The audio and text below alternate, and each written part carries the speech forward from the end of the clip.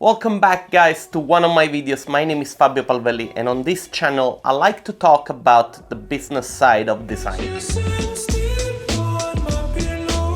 Today I have an interview with Kartik Reddy. Kartik is a young designer, young visualizer from India. He's the founder of IDEALARCH, a company based in Hyderabad in India. Kartik is actually the person that hosted the meetup that I had in Mumbai. So for that, a big shout out to you, man. Thanks a lot for having me. I hope that you had fun. I certainly did. Now, the reason why I wanted to have this conversation with Kartik is that Kartik is really trying to push for a positive conversation about the business of design down in India. And so I think that a person like him could be of inspiration to any young Indian entrepreneur that they're trying to start their own company and they're trying to find their own position within their market. Anyway, this guy is only 22 years old. He started out at the age of 17.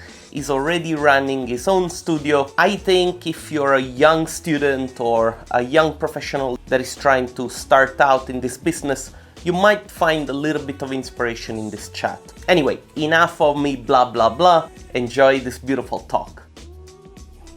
2, 1, and we're recording. Kartik Reddy, ladies and gentlemen, how are you, man? I'm awesome. How are you? Yeah, not too bad, not too bad. Dude, listen, I don't think you really need that big of an introduction. I got to meet you in person in Mumbai last week. Was it last week? 10 days ago? I knew you because of your work, because of the stuff that you're putting out on social media. Getting to meet you in person, it was a very cool experience because you're very young, 22 years old. You're so talented, you're so determined, and you're now starting a brand new venture with your own office that you built from scratch. Dude, I'm very excited to have you on my channel representing the ArchViz community in India. For now, tell us a little bit about yourself. How did you get started and how did you get to do architecture visualization? So basically the journey starts from, I wanted to first start with something because I was watching all these movies. Of course, you don't really know about architectural visualization when you come to this industry, when it's about 3D visuals, when it's about visuals in general. When you see something, you want to, recreate everything, you want to make VFX, right? So when I wanted to make VFX, I was really inspired from, the things that we used to watch. It was easy for me to understand that something that I'm seeing, it's not real. So it's made in computer, it's made in CGI, right? So it was easy for me to understand that. But the point is now, at some point in my life, when I realized that I want to do something out of it, I want to do something like this. I want to make some visuals. I wanted to start with something. So it was just a course of these, softwares. In India, there are not many. When I was learning at that time, there were not so many specific courses related to architectural visualization. But they will tell you that, you learn every software and then at some point you choose which software you want to go ahead with, right? So I started from 2D courses and then turned that course. At some point it reached the stage where I was supposed to learn 3D. So that was the point when I learned 3ds Max for the first time. But then initially it was not the architectural visualization that I wanted to do.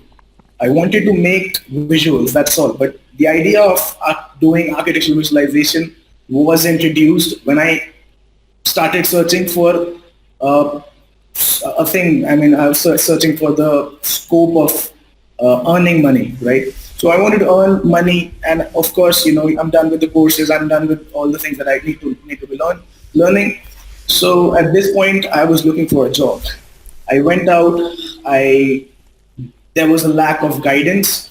No one would tell you what you should be doing in this industry because it's not. Not a lot of people know about what VFX industry is about. Not a lot of people, because you wouldn't ask this from your parents, and you wouldn't ask this from your cousins or sisters or whoever it is. So it's just there was a lack of guidance that I did not get the right guidance at that time.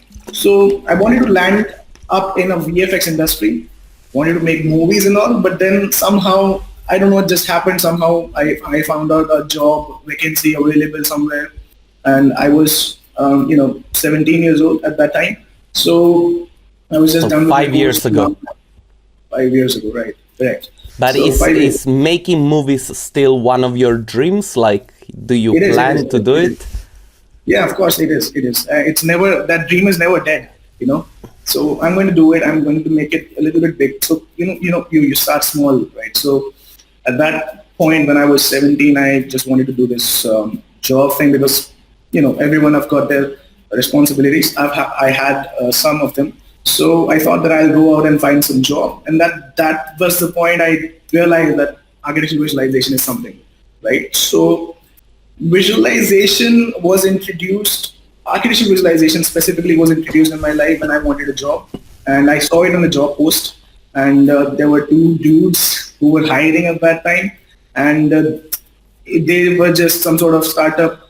And I'll cut to the point. Basically, that was the point when I realized, okay, this thing exists. Architectural specific visualization exists. And that it's the same process how you make visual of a product and automotive rendering. So it's about like 5 years ago when I first learned about visualization, first learned about architectural visualization.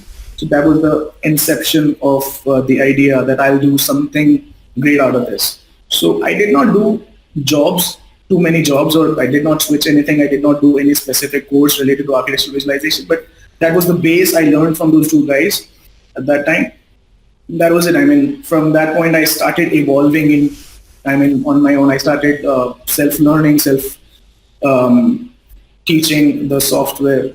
So I was pretty much, again, this is the point. When you don't really know the software, when you don't really know the how plugin works, what are the values about and anything, at that point you try to discover what are you going to do now. So I did visualization initially in V-Ray, and the quality was not so good because I didn't know what am I doing. The quality is not realistic as people are doing out there. So I was also active on social media, and social media helped me a lot. That was the best tool for me to understand about visualization, architectural visualization. So at that time, I learned about FStorm. So it was 2016, after 2 years when I started. It was 2016 when I first learned about FStorm. And I started my visualization in FStorm. It was pretty much easy for me to actually do things exactly how I want, because it was just a tool where everything is very much clear and simple. You just go there, fill up the values about the multiplier and everything. So for me now, visualization is easy because I have to just worry about a few inputs, and then it's straight to the point. Now you know how to make a visual. So my basics were clear in first 2 years, and then FStorm, I just learned about FStorm, and I started working on FStorm from that point. And I bought from 16 to this point. I've been making images on my own. I've been, following people like Johannes, following people like great visualizers like Daniel. So these visualizers were active on social media's group of FStorm specific groups, and I had to follow them because obviously I had to learn something. So they've shared a lot of, that's what they do. I mean, people out there are there to help you out if you were learning something on your own. So you ask questions, they'll answer you properly. So that was the best time of my life for me to evolve into this visualizer, good visualizer. I wouldn't say I'm the best visualizer out there, but yeah, I make good, just decent images. So that happened because of FStorm. Let me ask you one thing. Like, there was a period just around the time that you started out where we were seeing a lot of like low quality or like bad renderings coming out of places like India. And so like the influence of that work, did you somehow feel the pressure of having to compete in a market where, the quality tendentially was low, and so, you were focusing on producing better images than the local competition? Did you find this to be a problem for yourself? Because, like usually when clients from abroad, they come to India, and up to that time, they thought, this is the quality, that's what we want. So, they would not want to pay you more for a better rendering. Do you know what I'm going with this? Right. Entering into the architectural visualization field, it was for me first. It was quite important to first acknowledge that how bad I was with the work that I'm doing. And I know, and obviously, as I mentioned earlier, I told you that I was not really making good images initially. I just learned the visual, how you make images, but I did not learn how you make photorealistic images or good images or images which are, good for the one's eye. So when I was learning, I did not really focus on the depth of how serious this industry is, to be honest. I did not even know what are the prices of each image. I swear I did not know the business part of this industry, because at that time I was just learning. I just wanted a job. But when it turned out a very interesting thing for me in life, I had to make something out of it. So I felt like, from this point I'll start working as a full-time freelancer. And when I started working as a full-time freelancer, to be honest, it was not easy for me to find clients. And the best part that happened with me was the first time ever I got a work.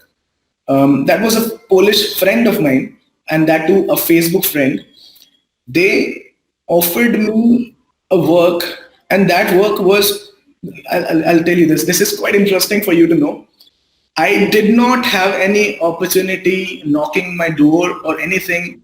This just happened out of nowhere, because I was there's this render engine called Indigo Renderer, right?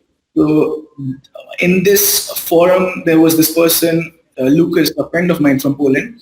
He's the one who actually brought this photorealism thing in me, and I got the idea of photorealism from him, because before this I did not know that these things are actually possible and you can achieve this level.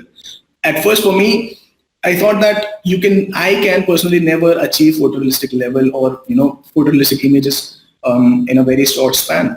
But then the game was about the tools, the new tools that are being introduced, the proper values and proper way of using a plugin. So Lucas came into my life.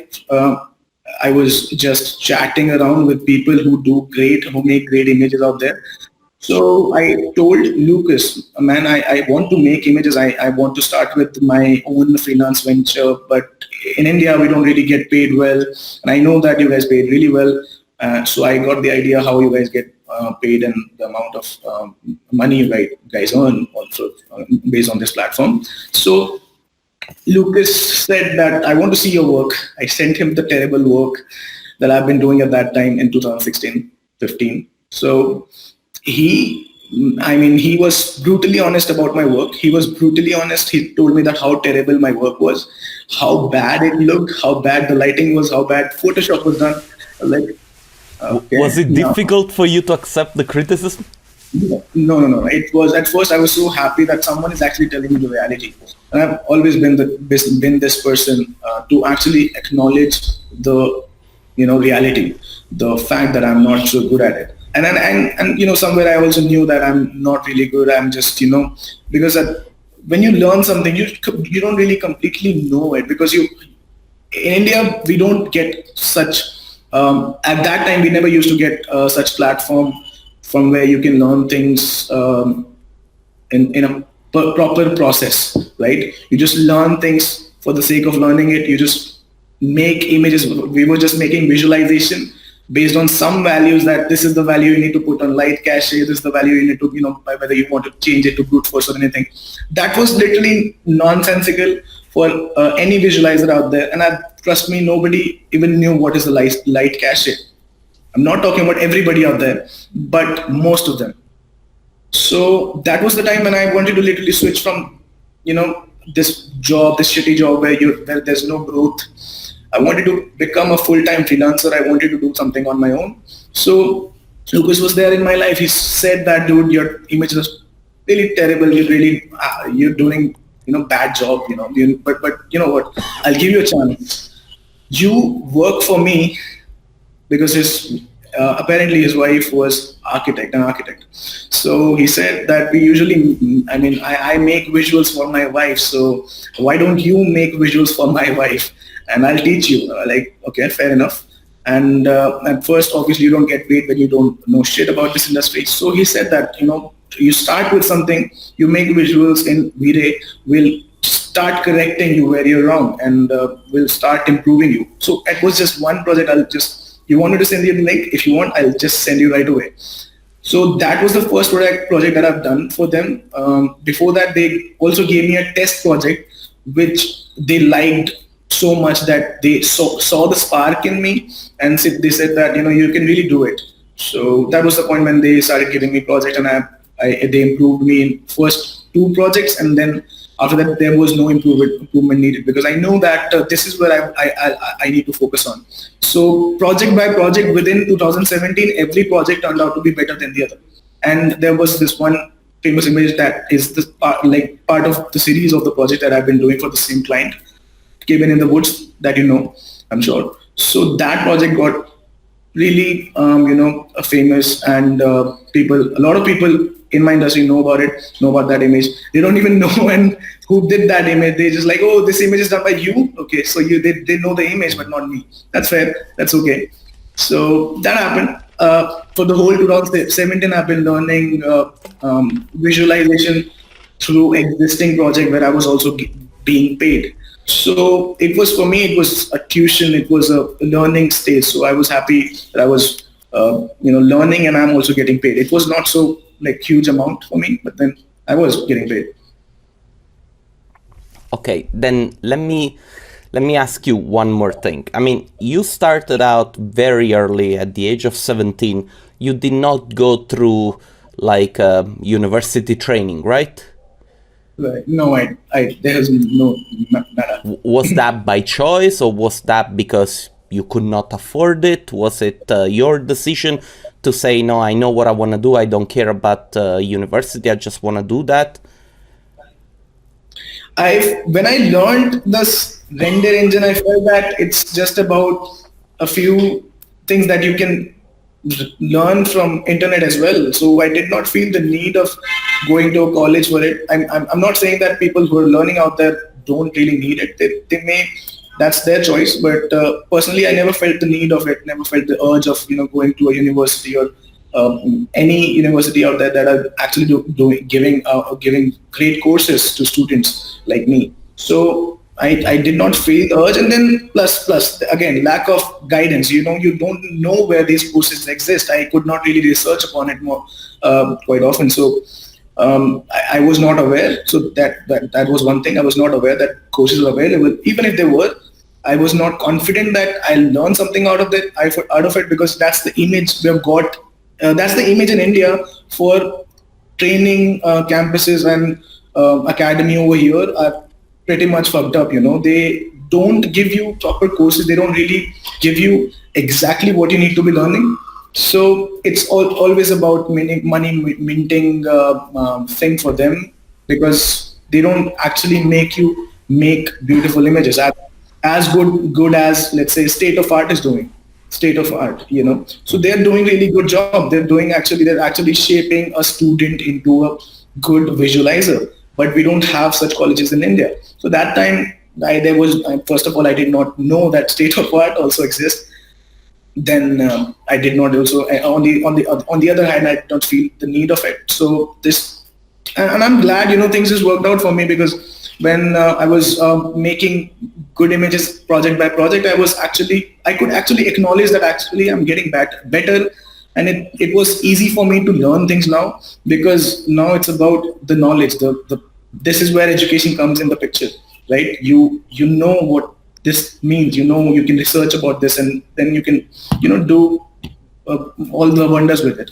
So I was satisfied with the whole course of things that happened lately. And till 2018, I was ready with everything. And I think now I can make any sort of image, even if I give time or I don't at the end. Be it if I give an image, I can prepare an image in just 3-4 hours, a good photorealistic image, I can do that. And then if I give an image up to 3-4 days, then it turns out to be as good as the cabin in the woods. So I'm happy and satisfied. Let's not say that to the clients, otherwise everybody's going to expect I hope my client will watch this. Hyper quality, super photorealism. Oh, I apologize, I'm so sick, I keep coughing. So let me ask you something, because I know that you're very passionate about this topic. I want to ask you about the ArchViz community in India, and I would like for you to expand a little bit on what it used to be when you started out, what it is now, and where do you think it is going? Because we have had this conversation in the past. You have shown me some very interesting points. You look at it in a way that I think it's very interesting and might be also interesting for people watching this. So why don't you expand a little bit on this? It's actually architectural visualization evolved in my opinion, it evolved a lot in last 5-6 years in India, because it mostly happened because of the blogs, the blog pages, the social media, the forums out there, Ron and Beckerman and all. So it mostly happened because of all these platforms, and evolution happened in front of me, because when I was literally born in this industry, I would state it that way. When I was starting up in this industry, I did not shit about it, but turned out that this is a serious business out there. This is a serious thing. It is as equal as architecture, as I mentioned, that this is the architecture and this is the visualization. Both of them on the same level out there, which is really interesting to see, because we used to think, over here in India, people see visualization as just a small part or a small tool, which is not so important, but for the sake of getting it done, people who used to, and still there are people out there in India, clients, I must say, think that it's just a small part, not so important, and we don't really care about photorealism. We just want images as soon as possible. So this is how people see this industry till date, So the evolution happened in front of me, and I could now, as the first ever event happened in India with Fabio Palvelli. That event actually showed me even a clearer picture what is the future going to be. Talking about last 5 years, the evolution. Again, people over here don't see this industry as a kind of they don't really give the importance to this industry. So there is a lot I would talk about it in bits and pieces, but for now I'd like you to ask me specific questions. Well, to me, one interesting aspect is that I still do remember some offices from back in the days, around 2007, 2008, we were getting some of the photorealistic renderings done in India, mainly because some Indian artists, they had the knowledge that other people did not have.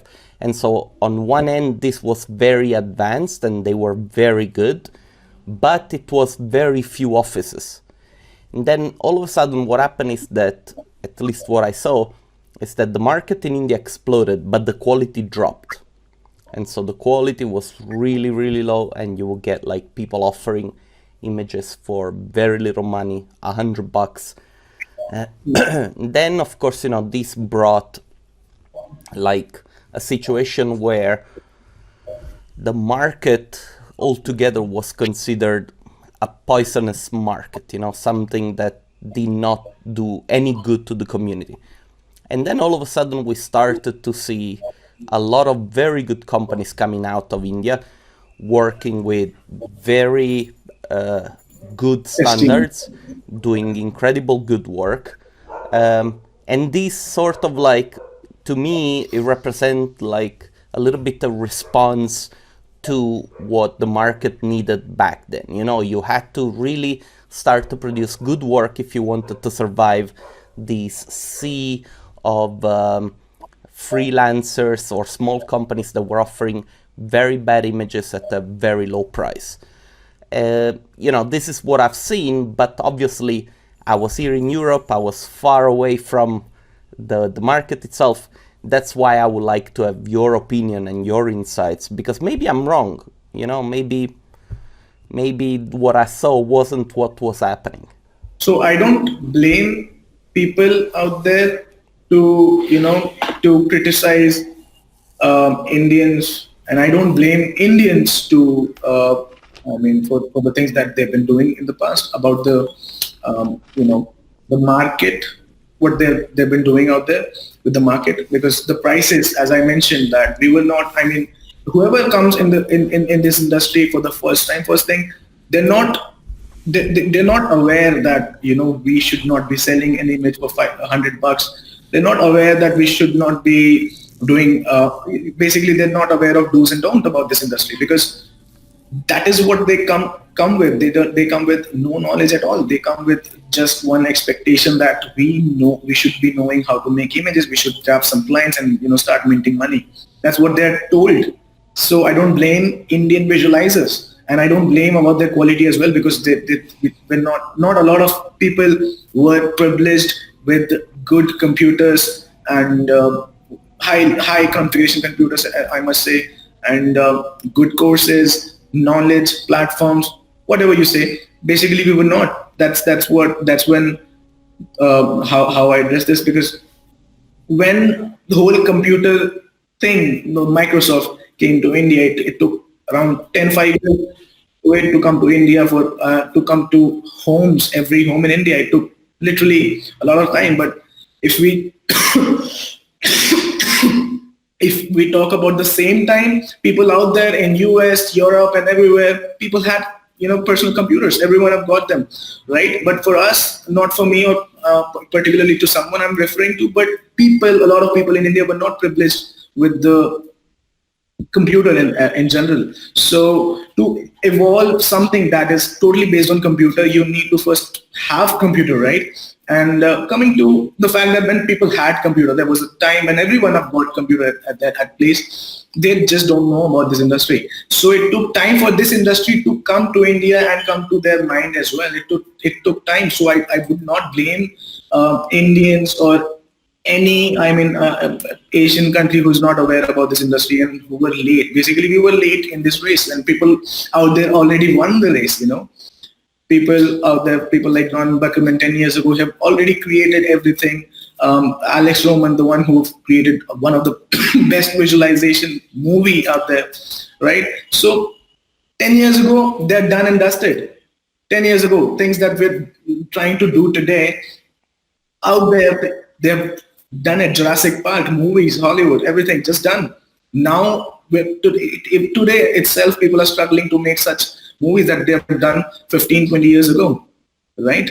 For example, Jumanji. The whole graphic, visuals and VFX thing took time to come to India first thing. And when it came to India, it just started a revolution of, bringing a change in every CGI industry, be it automotive, architectural visualization, product visualization, everything. Just, in the last 5 years, people got to know about this, about all these industries.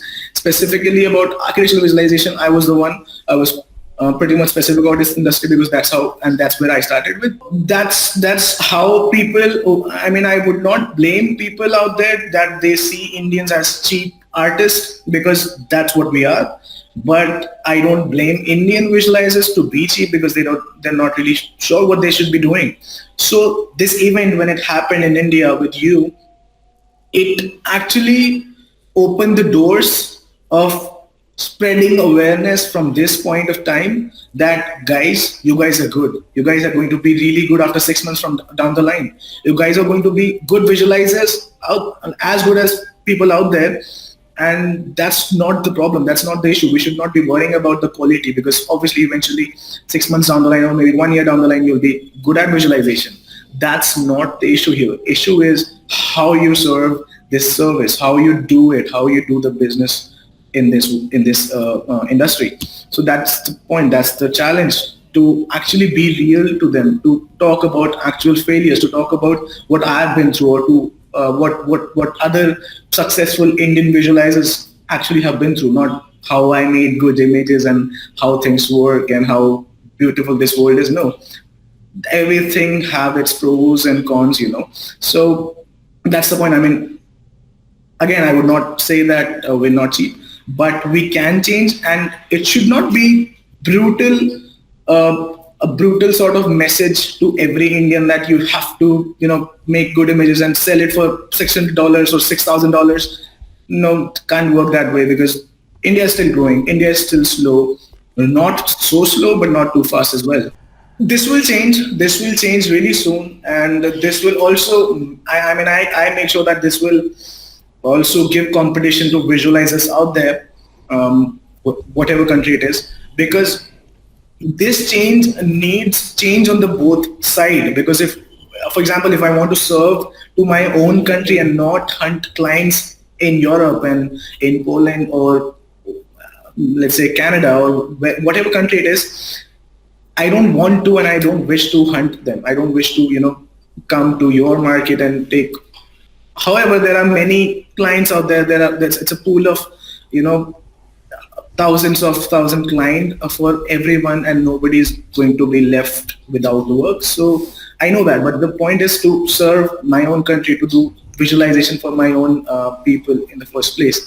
And to give the visualization in a very good price, I need to first make them aware how important this industry is, right? I need to first tell them and show them the level of importance of this industry, and to create that importance, to create that awareness and impression about this industry, we need to come out with a lot of things like conferences, like events, and we need to actually call them up in such events.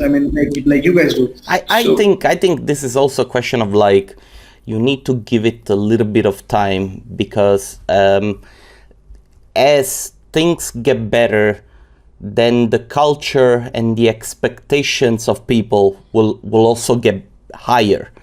And I can give you an example. If you look at the Bollywood movies from 5 years ago, 6 years ago with VFX, and you look at them right now in comparison to the ones that are coming out now, you really get to laugh about them, right? Well, I still laugh at Bollywood. But the point that I'm trying to make is that to a certain extent, when things get better and the standards get raised, then people start to question the actual quality of the stuff that it's put out there. Now, here's one thing I'd like to add, because it's a very interesting point. Talking about Bollywood, let's just one example I'll give you. Actors who've been there in this industry since last 30 years, don't you think, they already know what they're doing is a terrible job on the movie part, because they're making a masala. They already know it. They know it, what they're doing is wrong. Not wrong, but they also know the fact that Indian audience is not yet ready. They also feel that even if they make a very intellectual sort of movie without any masala or masala song in it, you get it. People are not yet ready. So for example, Netflix came into the picture. People started watching really intellectual series and everything. So this started changing things for people slowly, and then really good movies came in and people started watching them and appreciating them. So it will take time, even if it's about architectural visualization. A lot of people are not aware. A lot of architects and real estate developers are not aware that this visualization have its own specific place in the market. So that awareness is important, I must say. And also, I think that, a friend of mine said to me that good architecture comes with good communication, and that the two things are together. And in a way, it does make sense. You have to abstract a little bit the idea, but it's like good poetry can only manifest with a good voice that knows how to recite the poetry, right? Because you can have it written, but people might not get the right sense if they don't get to hear it in the right way. On the other hand, you also have to have a public, a crowd that is intellectually ready to accept that type of poetry. And so I think that the analogy is also present in architecture with visualization. Here it's not a question of saying visualization is not important or it's not part of the design process. I think that here there is this cultural element that, for now people are simply ignoring, but not only in India, in many other countries also, which at a certain point it's going to catch up, because people are going to present ideas in a ridiculous way, and the population hopefully one day it's going to look at it as a lack of professionalism and a lack of dedication to the process. I really believe in this, and this is probably one of the things that I try to fight the most when having conversations about the importance of architecture visualization. It's not about the job per se that you're making a 3D. It's about the fact that we're trying to have a type of communication that it's a lot more effective, that gets to hit the emotional part of the viewer, right? And again, I think that India right now, it's separated from what I've seen through my travel, from whatever it is, the countryside where, there is agriculture and all that kind of stuff, to the big cities. And the big cities are getting very crowded. They're getting very westernized. At a certain point, you guys are going to need the same type of language that we use, and I'm talking about semantics in the West as well, because this is what globalization is all about. That's why I remain very positive that a big positive change is going to happen also in India. Now, I think that the best thing that you guys can do is to get together and get the conversation going, because, you're going to be the first one that enabled the conversation to happen. And that's why I was very happy to meet with you, with Aman, with Manji, with Sumit, with Mohit. These are all guys that, their mind is already 10 years forward in comparison to the rest of the Indian ArchViz market. And obviously I'm generalizing because I haven't met everybody, but the feeling that I got from the meetup is it's very positive. And I believe that, you guys have what it takes to start a revolution within the country. Then obviously it's going to take time and it's going to be very frustrating. I know that. But, you gotta pick a fight, right? And I think that if you love the industry, this is probably the fight that you have to pick, because otherwise you're never gonna be able to win it. But anyway, I remain very, very positive about the whole thing, because what I've seen, man, India is an amazing, amazing, amazing place. And the time that we had in Delhi, Mumbai, and all the other places that we've seen, I gotta come back. I gotta come back, because it's just it was really out of this world. You need a lot of time to explore India. It's really good. Kartik, believe me, we're already recording this for 40 minutes. I want to ask you another couple of questions, and then we're going to wrap it up. A very important question is, a lot of young people in India, they look at you sort of as a motivational figure, because you've been able to achieve so much with so little on your own. Now you're building your own company.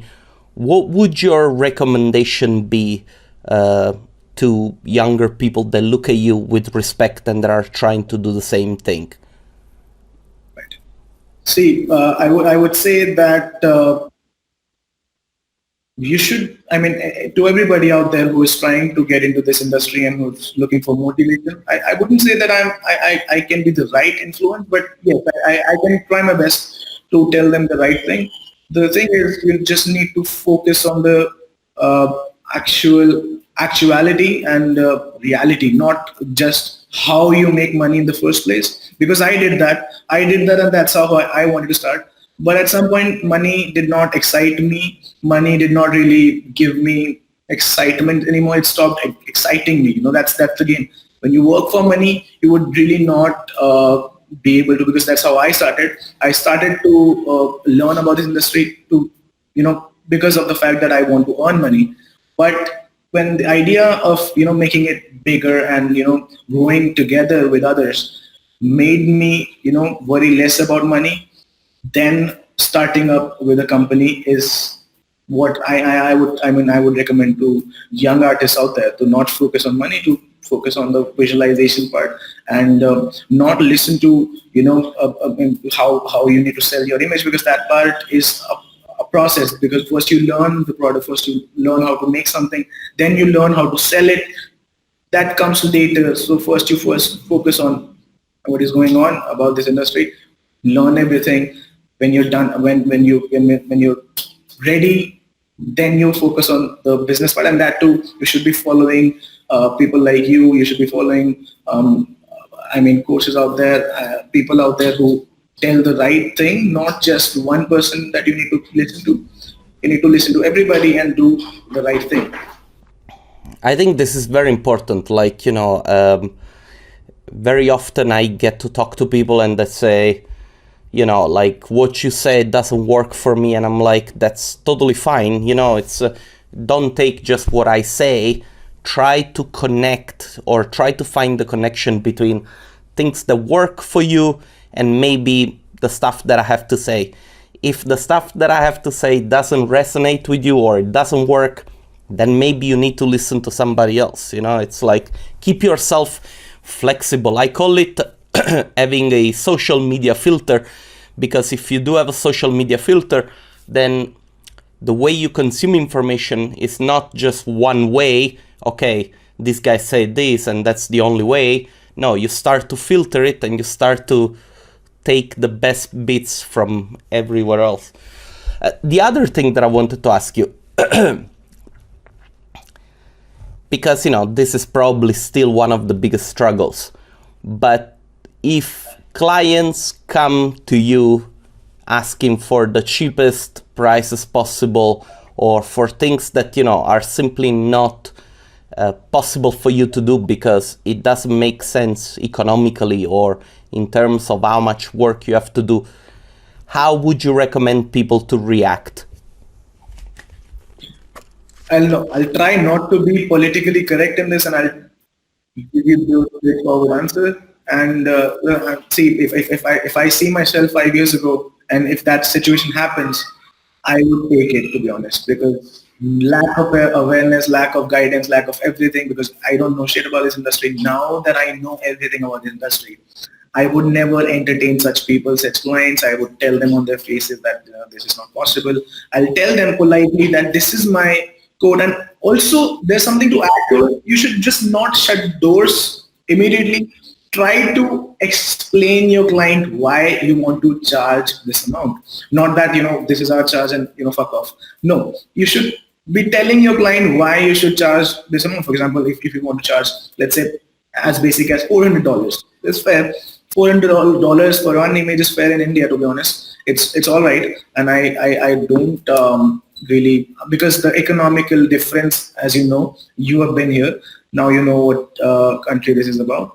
I know we have a lot of rich people, but there's a medium, right? So yes, as basic price as $600 or $700 if you want to charge for one image, you go ahead, tell them that this is the price that I want to charge, and explain them, give them a proper explanation, give them proper information and real reason why you should be getting this amount from the client. And if you are educating your client well, there is a chance, and I've got this client for myself as well. There's a chance that your client may get convinced. Follow-up is important. You should be following up. When you explain them, when they're not satisfied with the price that you've offered them, you give them explanation. They just go away, and they don't really get back, because they now wait for the time that you come to, you go to them and you ask them, sir, what happened? I mean, you wanted to get the visualization done just because I charged you extra. Is that why you didn't come back? Don't do that. Don't show your desperation at all. Right? It's the game. You follow up. You ask them again that whether you want to get this done or not, in a polite way again, and still don't hold on to the thing that you offered in the first place. Don't negotiate or anything. Still try your best to explain them again why, but not twice or not more than twice. That's fair enough, because awareness is important. If I was in a European country, when I know that my client knows that this is the price but is still not willing to pay, I would not entertain that client. But in India, I would still not blame the client for expecting a very low price from me, because client is not aware what is going on in this industry. Client is not really aware. So there's a need of educating your client. And if they don't really pay you and they just go away and find someone else cheaper than you, that's fair, that's okay, let them do it. But you make sure that you educated them really well. So next time when they go to someone who's exactly like you, because this is the awareness going on, who knows that, you have to do the same, you have to practice the same thing. The other visualizer XYZ out there, my client who have come to me in the first place, and the next time when he goes to someone else, he also done the same thing. He also tried to educate the client that this is the price going on. That is how you make ecosystem. You have the same, same thing being shared around in this community, that, guys, let's just step up and talk about standards of this visualization. So that is how I would want everyone to collaborate. Do not really give projects to each other, to keep it to yourself. But the point is, you start collaborating your ideas about the business of this industry. So educate your client well. Don't be rude to them. Don't be impolite. That's all I would say, I guess. Kartik, thanks a lot for taking the time for having this chat with me. I'm going to put all the links into the description so that people can reach you out. You're very active on Instagram, on Facebook. I want to thank you very much for talking to me. Thanks to you. I'm going to, my pleasure, man. And also, it was very nice meeting you in person, and I hope that we can continue our conversations in the future. For now, I'm going to stop the recording. Don't go anywhere so that I can say goodbye one more time, okay? Dude, thanks a lot again for doing this. Thank you so much, and thanks for having me. It was a pleasure meeting you. Bye, Kartik. Bye-bye. Bye.